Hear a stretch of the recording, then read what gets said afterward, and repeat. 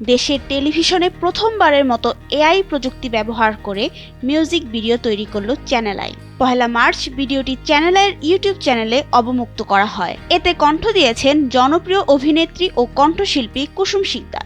সঙ্গীত ও কৃত্রিম বুদ্ধিমত্তার এক অনন্য মেলবন্ধন এই ভিডিওটি দেশের সঙ্গীতে নতুন দিগন্ত। চ্যানেলের উদ্যোগে নির্মিত এই ভিডিওটিতে জাতীয় কবি কাজী নজরুল ইসলামের কালজয়ী নাতে রসুল হেরা হতে হেলে দুলে গিয়েছেন কুসুম।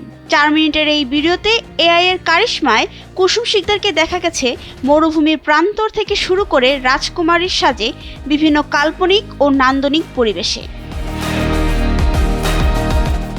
ইমপ্রেস টেলিফিল্ম প্রযোজিত এই ভিডিওটির পরিকল্পনায় ছিলেন ফরিদুর রেজা সাগর ও শাইখ সিরাজ। তবে গানটি দর্শকের কাছ থেকে মিশ্র প্রতিক্রিয়া পেয়েছে। মন্তব্যের ঘরে কেউ একে ভালো বললেও কারো কাছে এটি বেশি কৃত্রিম বলে মনে হয়েছে। তবে সঙ্গীতের সাথে আধুনিক প্রযুক্তির এই মেলবন্ধনকে দেশের মিউজিক ভিডিওর জগতে একটি বড় মাইলফলক হিসেবে দেখা হচ্ছে।